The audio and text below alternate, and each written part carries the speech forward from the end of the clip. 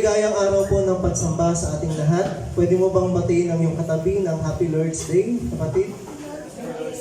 Amen. At sa ating pong pakikinig ng salita ng Panginoon, makibukas po kayo sa akin sa Book of Jeremiah, chapter 8, verse 17 to 22. Jeremiah 8, 17 to 22. I will send these enemy troops among you like poisonous snakes you cannot charm. They will bite you and you will die. I, the Lord, have spoken. My grief is beyond healing. My heart is broken. Listen to the weeping of my people. It can be heard all across the land. Has the Lord abandoned Jerusalem? The people ask. Is her king no longer there? Oh, why have they provoked my anger with their carved idols and their worthless foreign gods, says the Lord. Verse 20, the harvest is finished and the summer is gone. The people cry, yet we are not saved. Is there no medicine in Gilead? Is there no physician there? Why is there no healing for the wounds of my people? Ang Diyos po ang magpapala ng kanyang salita. Tayo po ay manalangin. Nakila naming Diyos, purihin ka sa umagang ito. Maraming salamat po na idinulot mo na kami magkatipon sa bahay panambahang ito upang patuloy na magpuri at maglingkod sa iyo sa pamamagitan ng pakikinig ng salita. At dalayan po namin, Panginoon, na pagpalain mo ang bawat isa na makikinig at tutupad ang iyong mga salita na ito. Ito po aming dalangin sa pangalan ng aming Panginoong Hesus. Amen. Palakpakan po natin ang Panginoon. Ang pag-uusapan po natin ay pinamagatang What Breaks the Heart of God. Sabihin nga po natin, What Breaks the Heart of God? What breaks the heart of God? Naranasan niyo na po bang maging broken-hearted? Sino dito ay nakaranas na ma-broken heart? Pastor, iba ako yung broken heart. Oh, hindi ikaw na, di ba? Alam niyo po ba na nasasaktan din ang Diyos? Sino dito naniniwala na ang Diyos ay pwedeng masaktan? Amen. Bagamat siya ay Diyos, ayon po sa Biblia, siya po ay nasasaktan din. Amen? Pero hindi yung katulad ng sakit na nararanasan po natin. Amen? Sabi nga, tayo daw ay nilikha ayon sa wangis ng Panginoon. Kung ano man yung meron ka, yung imahe po na yan ay galing din sa Diyos. Amen? Sabi po sa Genesis, ito po yung mga katunayan na ang Diyos ay nasasaktan o meron din siyang emosyon. Genesis chapter 6 verse 6 to 7. Kaya't labis na ikinalungkot ni Yahweh na nilikha pa niya ang tao. So sa mga tuwid, ang Diyos po ay nalulungkot din. Sabi nga, lilipulin ko ang lahat ng taong aking nilalang. Lilipulin ko rin ang lahat ng hayop at mga ibon. Ikinalulungkot kong nilalang ko pa ang mga ito. 2 beses binanggit na siya ay nalungkot. Ito po ay tumutukoy sa Diyos Ama. Pangalawa naman, 1:11:35. The shortest verse in the Bible. Jesus wept at tumangis si Jesus. Tignan naman natin sa mga taga-Efeso 4:13. At huwag ninyong saktan ang kalooban ng Espiritu Santo, sapagkat siya ang tatak ng Diyos sa inyo, ang katibayan na kayo'y tutubusin pagdating ng takdang araw. Makita niyo po kompleto. Merong God the Father, God the Son, and God the Holy Spirit. Lahat sila bilang persona ay meron din pong nararamdaman. Ibig sabihin, pwede mo siyang masaktan sa ginagawa mo. Ito ay ilan lamang sa patunay na ang Diyos ay nasasaktan. Tandaan po, tayo ay nilikha ng Diyos sa kanyang wangis. Kung nakakaramdam tayo ng sakit, yun ay sapagkat ang Diyos man ay mayroon ding damdamin. Subalit hindi ito katulad ng sa atin. Hindi siya nasasaktan pisikal, katulad natin sapagkat siya po ay espiritu. Kaya't hindi natin lubos na maunawaan kung paanong nasasaktan ng Diyos. Pero ang malinaw lang po na sinasabi, ayon dun sa mga binasa natin, siya po ay marunong din masaktan. Kagaya po ng binasa natin dun sa Jeremiah, nasabi dun sa verse 18, "My grief is beyond healing, my heart is broken." Sino nagsalita nun? Sabi sa verse 17, "I, the Lord, have spoken." Sabi nga natin, hindi po yun literal, hindi siya physical, kundi spiritual. Amen? Kung may magtatanong po, Pastor, paano yun? Di ba Diyos siya? Paano siya nasasaktan? Nasabi natin, hindi natin lubos na mauunawaan. Kailangan lang po natin tanggapin kung ano yung sinasabi sa kanyang salita. The fact na siya po ay nasasaktan. Ano ang mga bagay na nakakasakit sa puso ng Diyos? Or what breaks the heart of God? Una po, pagkakaroon ng unfaithful heart. Sabihin nyo nga, unfaithful heart. Faithful God. Parang mahina po ata. Isa pa. Faithful God. Unfaithful heart. Wala pinagkaiba yan sa ano sa honesty. Sabi nga sa kanta, honesty is such a lonely word. Everyone is so untrue. Hindi ko makanta, pasensya na po. Hindi ako singer. Ang pagiging faithful ay halos katumbas po ng pagiging honest. Okay? Yung pagiging matapat. Pagkakaroon ng puso na hindi tapat sa Diyos. Yan po yung unang nakakasakit sa puso ng Diyos. Sabi sa Deuteronomy 32 verse 20 to 21a, "I will hide my face from them," he said, "and see what their end will be. For they are a perverse generation, children who are unfaithful." Sabi nga ulit, unfaithful. Faithful. "They made me jealous by what is no God and angered me with their worthless idols." Kung babasahin natin sa Tagalog, para mas malinaw po sa ating lahat, "Kaya't ako'y lalayo," ang sabi niya. "Kanilang mga dalangin di na diringgin pa." Kaya magtataka ka minsan, parang bakit gano'n Lord? Yung mga prayers ko parang hindi mo dinirinig. Kasi ang Lord, marunong din masaktan sa ginagawa natin. Kung ikaw marunong magtampo Di ba? Tingnan ko lang ang kanilang sasapitin, isang lahing suwain, mga anak na taksil. Ouch! Masakit. "Pinanibugo nila ako sa mga Diyos na hindi totoo, sa pagsamba sa kanila'y ginalit nila ako. Kaya't bayang hangal, kahit hindi akin ay siyang gagamitin, upang aking bayan galitin at panibughuin." Amen? Nasasaktan ng Diyos sa ating kawalan ng katapatan. Sino dito yung natutuwa pagka yung ang iyong karelasyon o ang iyong kaibigan, ikaw ay binibetray o tinatraidor, di ba? O kaya siya hindi tapat sa'yo in some way. Matutuwa ka ba? Halimbawa, nakikita mo siya, nakahuli mo. Sino yan? Di ba? Sino yung kasama mo? Ano ko lang to? Pinsan ko lang to. Pinsan pala ha? Di ba? Sino yung kachat mo? Sino yung ini-entertain mo na yan sa buhay mo? Habang meron ka ng karelasyon. Diba? Once na pumasok po tayo sa relationship, we ought to be faithful to that person or to that someone.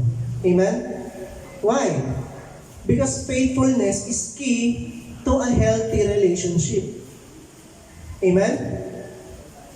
Ngayon, kung ikaw, okay lang sa'yo na hindi faithful yung kapartner mo, maybe, something is wrong with you. Pero ang Diyos, hindi po siya papayag na tayo ay unfaithful sa Kanya. Amen? Ayaw po niya ng ganong klase ng relasyon. Siguro kaya okay lang sa'yo na maging unfaithful yung kapartner mo kasi ikaw din mismo ay unfaithful. Okay lang, sige. Sige, mga bahala kayo, basta ako.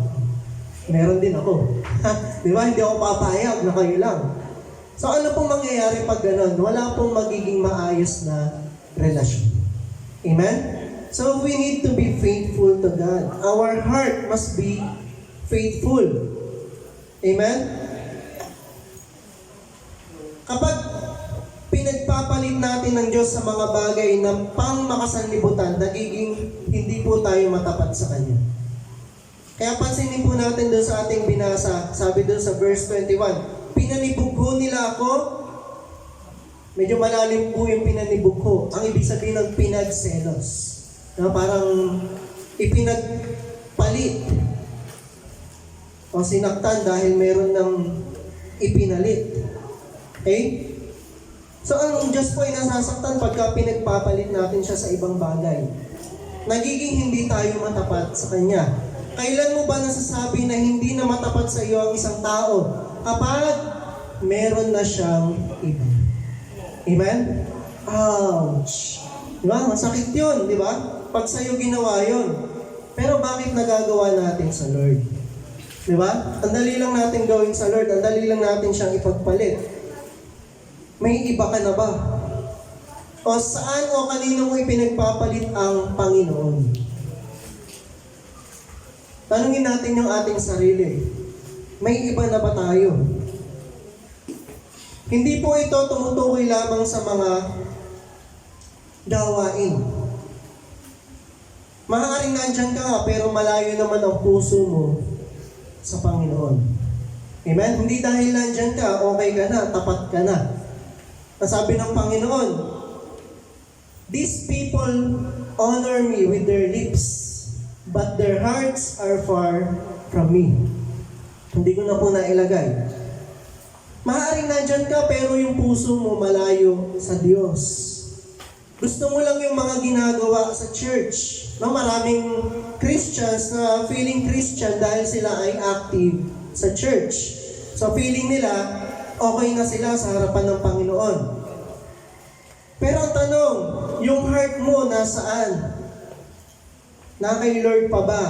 O nasa katabi mo na? Sino na lang ba yung ipinupunta mo sa church? No? Baka hindi na talaga si Lord. Kasi nandun po yung crush ko.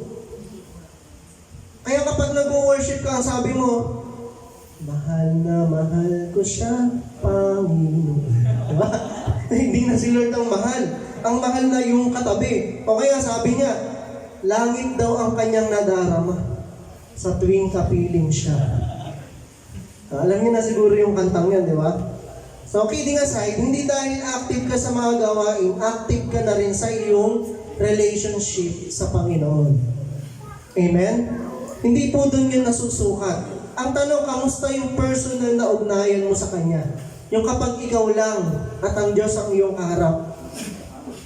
Mainit ka pa rin ba sa iyong pananampalataya? Mainit ka ba sa iyong pakikipag-ugnayan sa Panginoon o nang lalamig ka na? Di ba gaya ng sabi ng salita ng Panginoon sa Revelation, you have forsaken your first love for me. Di ba? Kinalimutan mo na yung unang pag-ibig sa akin. Nung ikaw ay mainit pa sa akin, wala kang pake kahit bumabagyo. Ngayon, umambon lang. Pastor, di po ako makaka-attend. Ang taas na po ng baha sa amin, abot na po sa talampakan. Di ba? So, nakakalungkot pagka po gano'n. Yung, alam mo, di ba, yung uma-attend ka nga, pero yung heart mo, naiiwan. Nasa ibang bagay. Sabi sa salita ng Lord, for where your treasure is, there your heart will be also. Di ba? Kung ano yung mas pinahahalagahan mo, kung ano yung ipinagyayaman mo, nandun din ang iyong puso. Kung ano yung mas mahalaga sa'yo. Tama po. Sabi nung isang miyembro, kasi pastor, cool off muna ako kay Lord. Na, imagine niyo nakikipag-cool off din kay Lord. Ayusin ko po muna ang aking sarili. Pag okay na po ako, saka na po ako babalik. Naalala ko tuloy sabi ng babae sa kanyang boyfriend na gusto niyang hiwalayan. Nasabi po niya, sabi kasi ng lalaki, ano bang problema sa akin? Di ba? Alam na alam ko, di ba? Sagot ng babae, wala naman sa iyong problema, nasa akin. Based from personal experience. Joke lang po.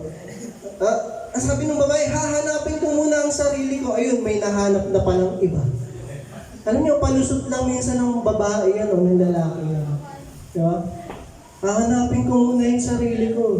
Yung pala, iba na yung hinahanap. Diba? Minsan, ganyan din po tayo sa Panginoon. Madali lang para sa atin na isang tabi ang relasyon natin para sa Kanya. Gina-justify natin yung ating sitwasyon. Lord, parang feeling ko hindi ako komportable na maglingkod sa iyo ngayon o sumamba sa iyo ngayon. Pag gano'n ang katwiran mo, tumatagal yung panahon, lalo kang lumalayo sa Panginoon. Na parang ginawa mong solusyon yung paglayo, hindi yung paglapit. Tama po. So mali yung nagiging solusyon sa problema. Pag feeling mo, pinipigilan ka ng kaaway na maglingkod sa Lord, mas lalo mo pang i-desire na maglingkod sa Lord. Dapat ang mindset mo papalapit sa Lord, hindi papalayo. Kasi pag papalayo ka na, papalamig ka na rin sa iyong relationship. Again, kinaklarify po natin, hindi po ito tumutukoy lang dun sa pagiging aktibo mo sa ministry, sa pag-attend ng church. Ang unahin mo yung personal relationship mo sa Panginoon. Evaluate mo yung iyong personal relationship. Mainit ka pa rin ba sa iyong relasyon sa Panginoon? At kaya mo bang humarap sa Diyos? Na masasabi mo, Lord,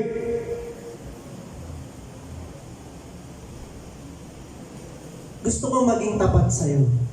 Alisin mo lahat ng bagay na to na nakaka-distract sa akin. Alisin mo itong mga bagay na to na humahandang sa akin para makalapit sa iyo. Lord, kahit sobrang love ko to, di ba? Para makdo. Love ko to. Diba? Love na love ko to eh. Pero Lord, handa akong i-sacrifice to. Kung masasacrifice naman yung spiritual life ko. Amen? Amen po. Parang wala na po atawang kausap. Ayan. Huwag natin ipagpapalit ang word. Kasi alam natin sabi ng Panginoon, I am a jealous God. Siya po ay Diyos na mapalibugbugin. Ayaw niya na meron siyang kapantay sa buhay mo. Kahit na sino. Amen? Kahit pa may asawa ka na hindi dapat yung asawa mo yung kapantay ni Lord sa buhay mo. Amen po. Amen. Na parang siya na yung sinasamba mo. Diba? Baka kakanta ka rin yung sinasamba kita. Napagpasensya niya na, napapaawit po ako. Diba? Although, may pwedeng lang, parang gesture mo lang, pero declaring it, no, na sinasamba mo yung tao kaysa sa Diyos. Baka hindi mo alam, nagkakasala ka pala sa Panginoon. And what more, kung maging sa iyong ginagawa, sa pinapakita mo, mas sinasamba mo na pala yung tao na yan kaysa sa Diyos. Kasi ayaw mo siyang mawala sa buhay mo. O kahit yung mga bagay na yan, hindi ka handang mawala yan. Pero ang Lord, okay lang mawala. Lord, diyan ka muna. Babalikan na lang kita, Lord, pag okay na to. Lord, basta matil ko lang to. Promise, babalikan kita. Ayun, hindi na nakabalik. Lord, hahatakin ko siya papunta sa'yo. Hulaan niyo, sino nahatak? Siya ang nahatak. Tama po. Nangyayari, di ba? Nasabi niya, Lord, gagawin kong Christian yan, ibo-born again ko yan. Ano nangyari? Kapatid, nasaan ka na? Ayun, umaawit ng ama namin. Iba na ang sinisimbahan. Balik sa dating buhay. So, nakakalungkot po na minsan mo nang naranasan na magkaroon ng tunay na spiritual na buhay sa piling ng Panginoon. Pero bakit mo pa tinalikuran? So, mamaya, tatalakayin po natin yan. Madali lang natin isang tabi ang relasyon natin sa Panginoon kapalit ng ibang mga bagay. Kung minsan dinadaya na lang natin ang ating pagiging Kristiyano. Kunwari, Christian pero hindi pala. Sa panlabas lang, para lamang po tayo mga Pariseo, na sa panlabas lang pagiging maka-Diyos, pero sa katotohanan ay makasarili. Kasi puro sarili ang iniisip. Kaya nga ang turo ng salita ng Panginoon, unang Juan 2:15-16, huwag ninyong ibigin ang sanlibutan o ang mga bagay na nasa sanlibutan. Ang umiibig sa sanlibutan ay hindi umiibig sa Ama. Ang lahat ng nasa sanlibutan, ang pagnanasa ng laman, ang pagnanasa ng mga mata, at ang pagmamalaki sa buhay na ito ay hindi nagmumula sa Ama, kundi sa sanlibutan. Ang tinutukoy pong sanlibutan, yung kasalanan. Amen?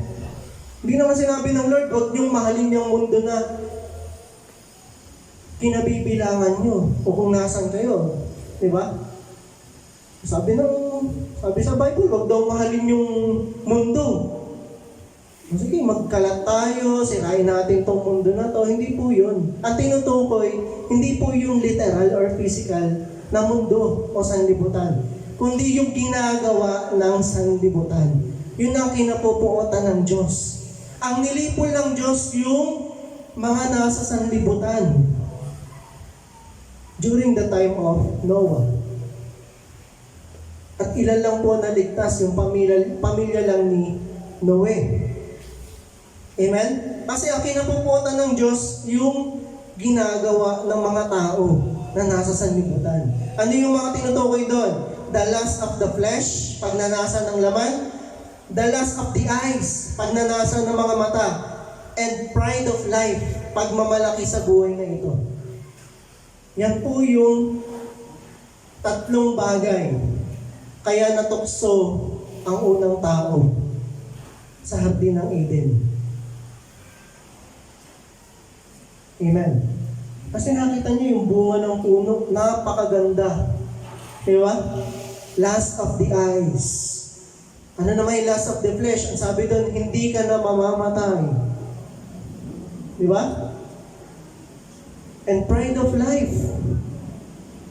Kapag kinain mo yan, magiging katulad ka ng Diyos. Magkakaroon ka ng kaalaman ng mabuti at masama. So yan pa rin po yung ginagamit ng kaaway sa atin ngayon. Kumbaga ito po ay napaka-effective sa tao. Ito yung ating pinakakahinaan. Lust of the flesh, lust of the eyes, and pride of life. Sino may ayaw ng tatlong yan? Sige, pag sinabi ngayon, payayamanin kita. Di ba kaya nga yun yung ginawang pagtukso ni Satanas sa Panginoon?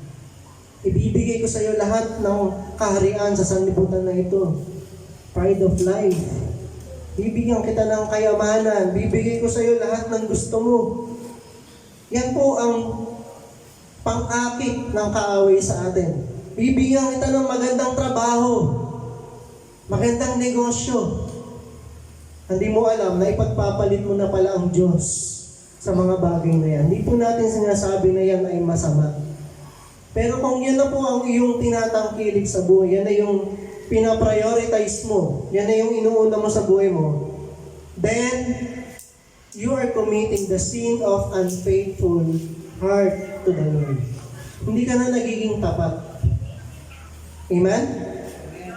Amen po. Parang isa na lang ata kausap ko, sininang na lang. Amen? Amen.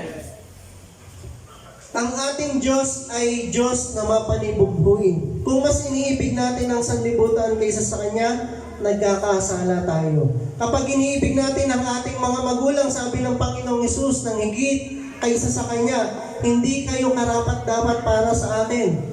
Nagkakasala ka pa rin. Kapag iniibig natin ang ating sarili na higit sa Diyos, hindi tayo nagiging matapat sa Kanya. Nagkakasala po tayo. Kapag mas iniisip mo ang iyong sarili, kapag mas iniibig natin ang nilikha kaysa sa lumikha, tayo po ay nagkakasala. And you have an unfaithful heart before God. Hindi po yan kalugod-lugod sa Panginoon. Kaya kailangan mong ipalinis yan sa Lord. Lord, tanggalin mo itong unfaithfulness sa akin. Inaamin ko na ako ay hindi naging matapat sa iyo. Hindi po yan kinalulugdan ng Panginoon. Ang sino man na nagiging hindi matapat sa Kanya. Mas kinapuputan ng Diyos ang pagiging hindi matapat kaysa sa kawalan ng pananampalataya. Take note po ito, Jeremiah 3 verse 11. The Lord said to me, faithless Israel is more righteous than unfaithful Judah. Parang ang hirap intindihin. Pero kung isi-simplify po natin, ano ba yung meaning ng pagiging faithless? Pwede po itong tumukoy dun sa mga tao walang pananampalataya, mga unbelievers. Sino ang mas kamumuhian ng Panginoon? Itong mga unfaithful o itong faithless? Yan talaga totally walang pananampalataya sa Diyos. Halimbawa, may ka-relationship ka. Kanino ka mas concerned? Dun sa karelasyon mo o dun sa ibang tao? Siyempre, dun sa ka-relationship mo. Tama? Wala kang paki dun sa iba kasi wala naman talaga silang relasyon sa iyo eh. Faithless. Yun po yung faithless. Ano yung unfaithful? Yung karelasyon mo, unfaithful sa'yo. Kanino ka mas magagalit? Siyempre, dun sa karelasyon mo na unfaithful sa'yo kasi yung ibang tao, okay lang, ibang tao yun eh. In the first place, wala naman talaga silang ugnayan sa'yo. Nakukuha niyo po? Kaya mas galit ang Panginoon doon sa meron ng relasyon sa Kanya, pero hindi nagiging matapat. Kasi pag ganun ka, dinadaya mo lang ang Diyos. Amen? Kapag ganun ka, yung relationship mo ay hindi totoo. Kunwari lang. Laro-laro lang. Parang ganyan lang yung pagiging Christian mo. Amen? So sana po huwag tayong maging ganun. Yung faithless, may kakulangan lang sila sa pananampalataya. Pero yung unfaithful ay pagiging taksil sa harapan ng Diyos. Kaya sabi doon, faithless Israel is more righteous than unfaithful Judah. Hindi sila naging tapat sa kanilang Diyos. Mas natiwala sila sa ibang mga bagay o Diyos-Diyosan kaysa sa tunay na Diyos. Sa madaling salita, ipinagpalit nila ang kanilang Diyos. Sa kabila ng naranasan nila ang Kanyang kapangyarihan, pagmamahal, pagliligtas, nagawa mo pa rin maging unfaithful. Ang bait-bait na niya sa iyo ha. Di ba ganyan yung sasabihin ng mga tao sa paligid mo? Oh, baka nangyari? Bakit mo hiniwalayan? Ba't mayroon ka na agad iba? Di ba ang bait naman sa iyo ni ganito, ni ganyan? Hiya mo yun. Ang pakitang. Maganda bang tingnan? Di ba hindi? Hindi rin po nagiging maganda sa paningin ng Panginoon kapag tayo nagiging unfaithful sa Kanya. Amen? So again, number 1, sa paanong paraan natin nasasaktan ang puso ng Diyos because of having an unfaithful heart. Pangalawa po, ito mas matindi, rebellious heart. Sabihin nyo nga, rebellious heart. Yes. Ayan. Puso na mapaghimagsik. Punitin ang mga sedula. Pag Christian, punitin ang mga Bible na yan. Wala nang Bible sa buhay ko. May narinig po ang ganyan sa YouTube eh. Ano siya? Parang newscaster. O influential person. I don't don't care about the Bible, di ba?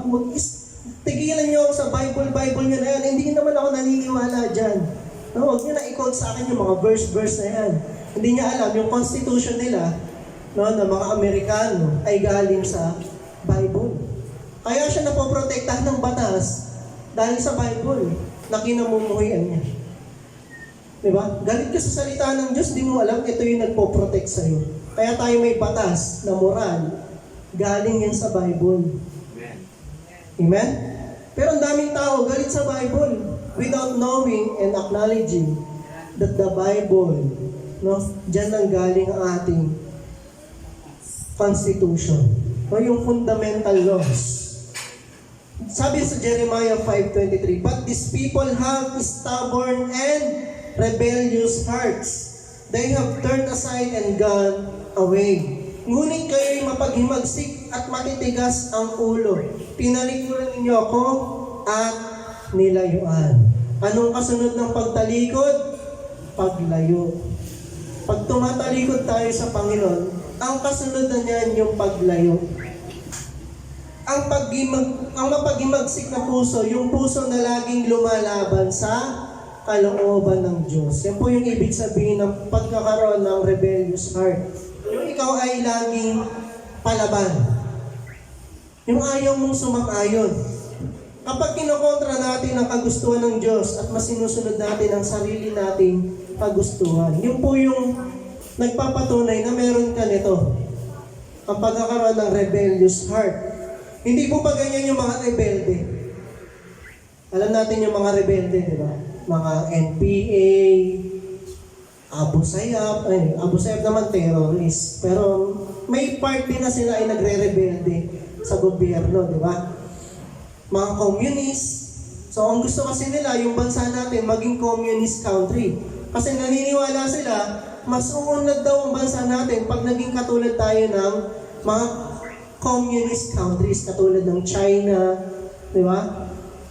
So yun yung pinaglalaban nila. Tinututulan nila itong democratic type of government. Kasi naniniwala sila kaya mahirap tong bansang to kasi hindi ito katulad dun sa bansa natin eh. So gusto nila, ganun din mangyari po dito. Okay? Maging komunista tayong bansa. Ano po ang ibig sabihin? Kaya sila nagre-rebelde kasi yung gusto nila, ang gusto nilang masunod. Di ba ganyan din tayo sa harap ng Lord? Gusto nila mapasunod ang gobyerno sa mga demand nila. Are we listening? Makikinig po ba tayo? Di ba ganyan tayo? Ang dami nating demand sa Lord. Kaya kung minsan dinadaan po nila sa karahasan para mapasunod lang yung gobyerno sa gusto nila. Dinadaan nila sa mga pagbabanta. Kapag hindi kayo sumunod, pasasabugin namin to. Magkakagulo dito. Parang ganyan din tayo sa Diyos. Lord, kapag hindi mo ako pinasa sa exam, hindi na ako mag-church. Kapag hindi ako natanggap sa trabaho na to na gusto ko, Lord, ayawan muna ah. Laylo muna ako. Di ba? Ganyan tayo kung mag-demand eh. Meron tayong hinihinging kapalit sa Lord. Para bang ang Diyos may utang sa'yo? Di ba napag-aralan natin last time sa offering? Walang pagkakautang ang Diyos sa atin. Tayo ang may utang sa Diyos. Sapagkat ang lahat ng bagay ay sa Kanya. Ang lakas ng loob nating mag-demand sa Diyos ng mga gusto natin. Kapag hindi yun nasunod, ang lakas din ng loob nating mag-reklamo. Sabihin nyo reklamo. Reklamo. Bakit mabenta ang mga Tulpo Brothers? Kasi ang Pilipino mahilig sa reklamo. Ang dami nating gustong ireklamo. Diba? Siguro kung lahat ng problema natin, pwede nating ipatulpo eh. Kasi kay Tulpo, mabilisan yung solusyon eh, di ba? Tatawagan niya, pag mumumurahin yan. Oh, so bigay mo na yung gusto nito.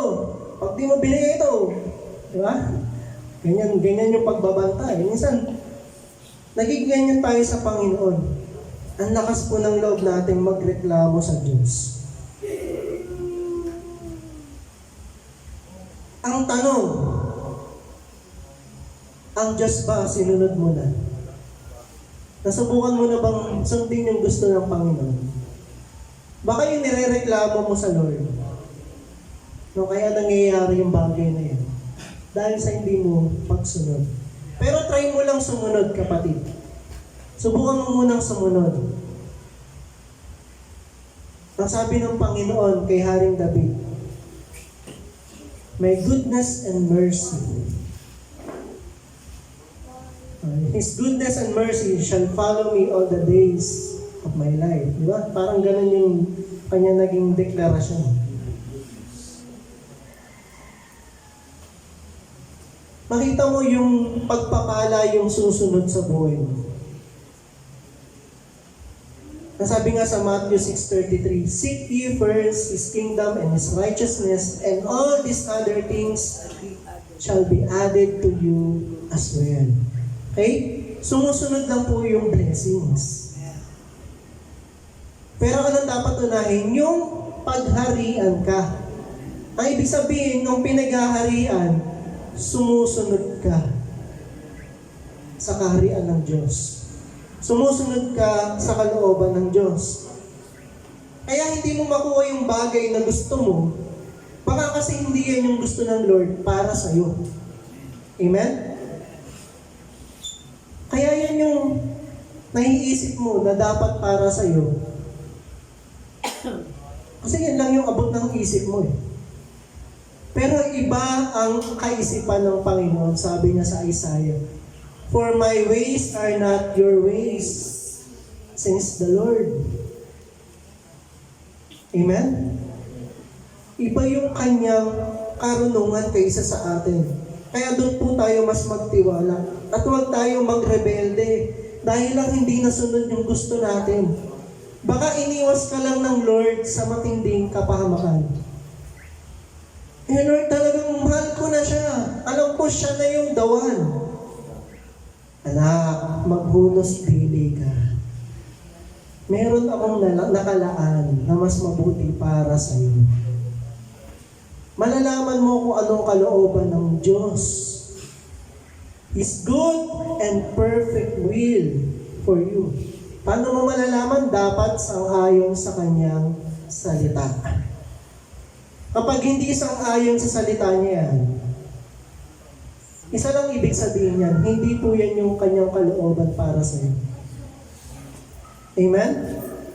Kaya lang kung minsan sa katigasan ng ulo ng tao, sabi nga sa binasa natin, "But these people have a stubborn and rebellious heart." Sa katigasan ng ulo natin, pinapahintulot na lang ng Lord yung kagustuhan natin. Sige na nga. O sige, tignan natin kung anong mangyayari sa'yo. Di ba? Parang yun din yung binasa natin kanina eh. Balikan natin dun sa dun sa Deuteronomy 32 verse 20. He said, "And see what their end will be." Sige, tignan natin kung ano ang idudulot niyan sa buhay mo. O, di ba, nakita mo na? Sabi ko sa iyo eh. Sabi mo sa katabi mo, sabi ko sa iyo. Di ba?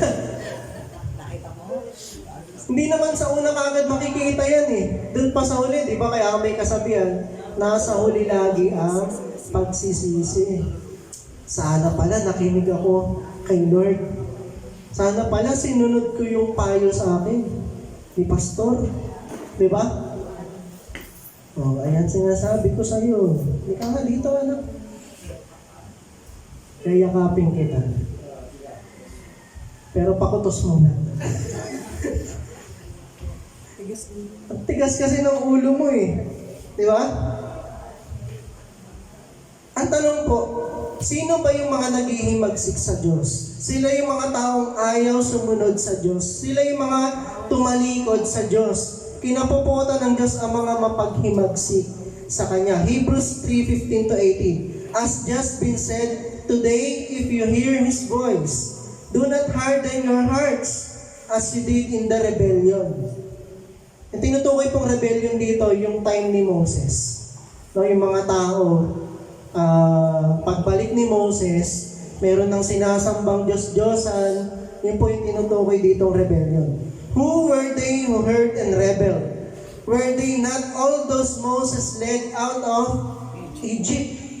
And with whom was he angry for 40 years? Was it not with those who sinned, whose bodies perished in the wilderness? And to whom did God swear that they would never enter His rest, if not to those who disobeyed? Imagine, yung tapat, maiksi lang na journey, inabot ng 40 years dahil sa katigasan ng ulo. Pansinin mo yung buhay mo. Bakit parang ang tagal na, hindi ka pa rin lumalago bilang Kristiyano? Alam mo kung anong dahilan? Katigasan. Hello.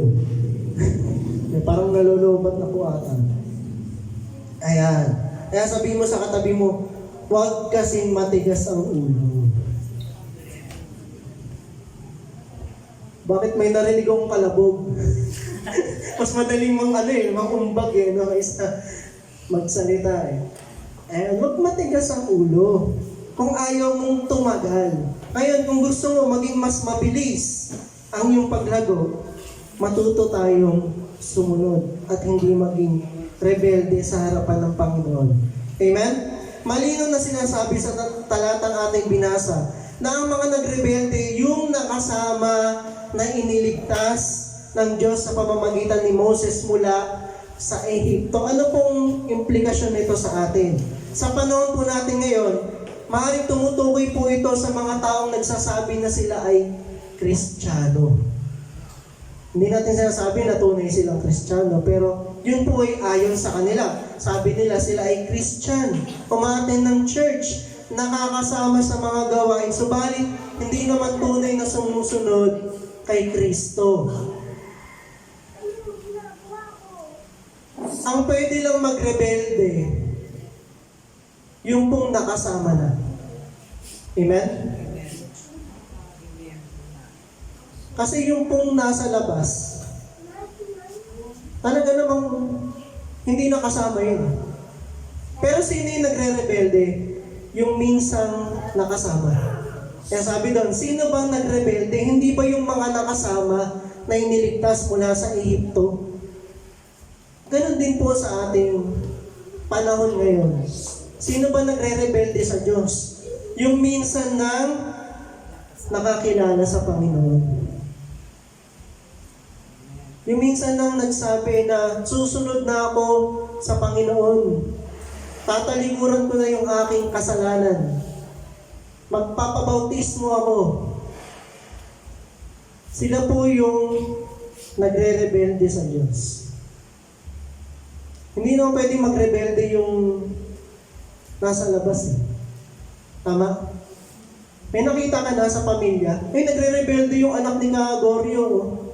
Doon sa pamilya ni Kagoria. Wala ka naman, hindi ka naman kasali sa pamilya eh. Paano masasabing rebelde yun? Hindi naman anak yan. Di ba? Ang pwedeng magrebelde yung kabilang sa pamilya na yun. O ito, black sheep. Rebelde sa pamilya to. Di ba? Kasi kasama sa pamilya eh. Nakukuha niyo po yung punto. Ang pwedeng magrebelde sa Diyos, yung naroon, kasama. Kasama na, tumalikod pa. Yun po yung masakit doon. Amen? Sana po nakuha niyo po yung analogy.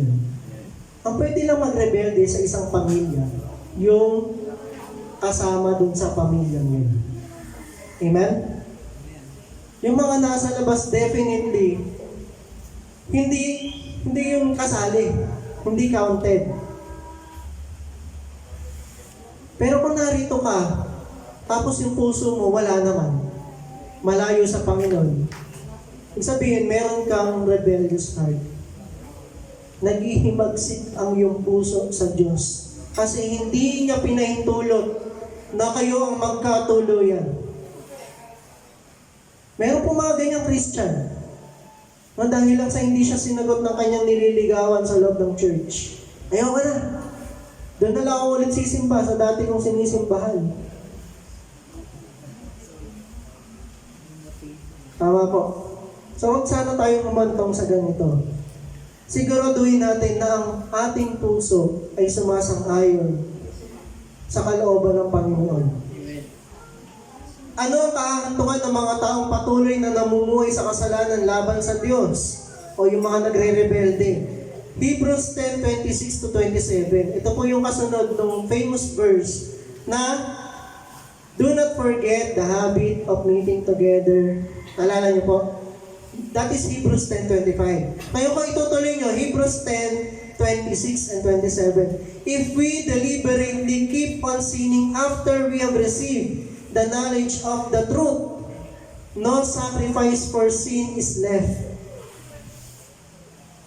but only a fearful expectation of judgment and of raging fire that will consume the enemies of God. Ituturing kang kaaway ng Diyos kapag patuloy ka sa iyong kasalanan. Ibig sabihin lang, hindi ka talagang para sa Diyos. Kasi hindi mo kayang iwan ang iyong kasalanan. Nagre-rebelde ang iyong puso sa Diyos. Ganito rin ang sinasabi sa Hebrews chapter 6 verse 6. Nawala ng pag-asa yung mga tumalikod sa Panginoon na minsan nang nakaranas ng pag-ibig ng Diyos. Kasi kapag ka ganun, sabi dun sa Hebrews 6 verse 6, pwede niyo pong i-check, hindi ko na po nailagay. Ipinapakong nilang muli ang Panginoong Yesus sa krus. Isipin mo sa buhay mo, minsan nang namatay ang Panginoon para sa iyo. At minsan lang po yun. Hindi yung pwedeng paulit-ulit. Hindi pwede siyang ipako ulit para sa iyo. Lord, magpapako ka na lang ulit para matubos ako sa kasalanan. Hindi po pwede. Amen? Ano ang dapat nating ipako? Yung ating sarili na makasalanan para hindi na makaapekto sa iyo. Hindi na yan yung masunod sa iyo. Amen? Yan ang dapat mong ipako. Eh kaya lang sino ang pinapako natin muli sa krus? Ang Panginoon. Lord, dyan ka muna, huwag kang gagalaw. Minsan tatakpan pa yung rebulto eh. Lord, pikit ka muna. May gagawin lang ako. Talagang ano lang to eh. Hindi ko lang mapigilan talaga eh.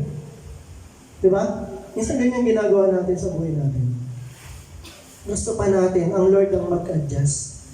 And last, ano po yung nakakasakit sa puso ng Panginoon? Number 3, unrepentant heart. Sabihin nyo nga, unrepentant heart. O isang puso na ayaw magsisi. Wala siyang bahid ng pagsisisi sa kanyang mga ginagawa. Jeremiah 8 verse 6, I have listened attentively, but they do not say what is right. None of them repent of their wickedness, saying, what have I done? Ano bang nagawa ko? Ano kasalanan ko? Di ba? Ganyan sinasabi natin. Each pursues their own course like a horse charging into battle. Alam niyo yung kabayo na papunta sa gera, lahat handang sagasaan. Ibig sabihin, wala nang ibang tinitignan. Matapakan na lahat ng matatapakan, masagasaan na lahat ng masasagasaan. Yan po yung horse charging into battle. Talagang handa nang sumugod, ano man ang mangyari. Basahin natin sa Tagalog, Jeremiah 8 verse 6. Naghintay ako at nakinig, ngunit walang nagsalita ng katotohanan. Ni walang nagsisi sa kanyang kasalanan, wala man lang nagtanong, anong kasalanan ang nagawa ko? Bawat isa ay ginawa ang sariling maibigan gaya ng kabayong patungo sa digmaan. Napakabilis, para kang kabayo na patungo sa kasalanan. Pagpapunta sa church, wait lang. Pastor, papunta na po, on the way na po. Saan? Sa CR. Di ba? Pero pag pupunta tayo sa Mga lugar na gusto natin, di ba? Ang bibilis natin. Pagpapunta sa kasalanan, ang tao mabuluso. Pagpapunta sa Diyos, ang bigat ng paa. Ang hirap natin kumilos pagka para sa Lord. Tama po ba? Amen po. Paunti na ng paunti, wala na nagsalita.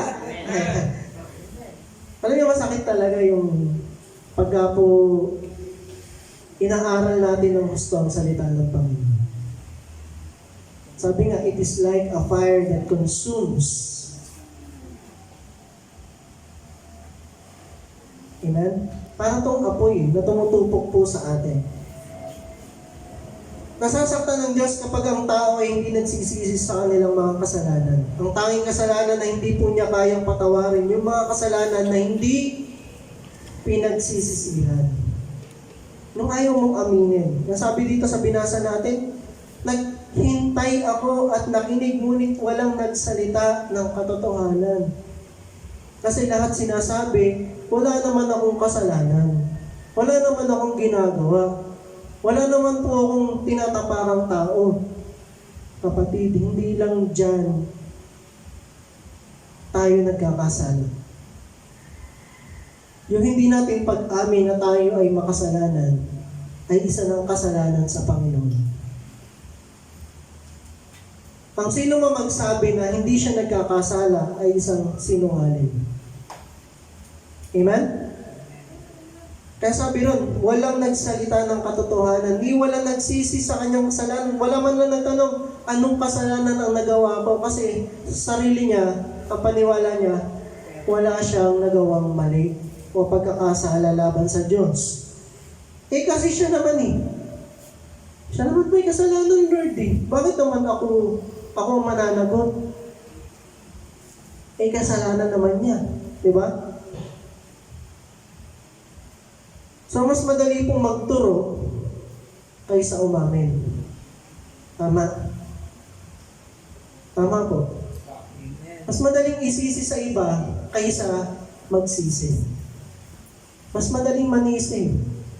Eh kasi naman sila naman yung mali. So, ibig sabihin, ikaw ang tama.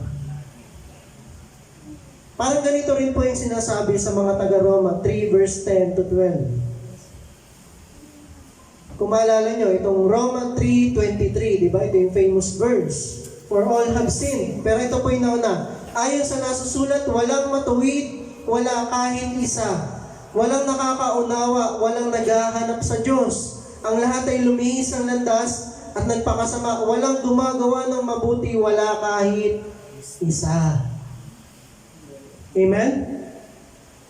Lahat tayo, kahit gumagawa tayo ng mabuti, meron pa rin tayong nagagawang kasalanan. Kaya, totoo ang sinasabi sa salita ng Diyos, ang lahat ay nagkasala.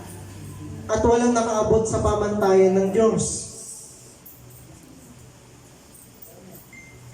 Alam mo ba na sinasaktan mo ang Diyos sa hindi mo pagsisisi ng iyong kasalanan? Ano ba ibig sabihin ng repentance o pagsisisi? Ito ba yung nakakahulugan ng nalulungkot ka kapag gumawa ka ng kasalanan? You just feel sorry. Lord, sorry. Kasala na naman ako. Parang nagigilty ka lang. Pero, patuloy ka pa rin sa paggawa ng mali. Yan lang, nagilty ka lang. Parang you just feel sorry. Hindi po yun ang totoong repentance. Ang tunay na pagsisisi o repentance ay ang pagtalikod sa kasalanan. Meron po itong kalakip na pagtalikod o desisyon na talikuran ang kasalanan.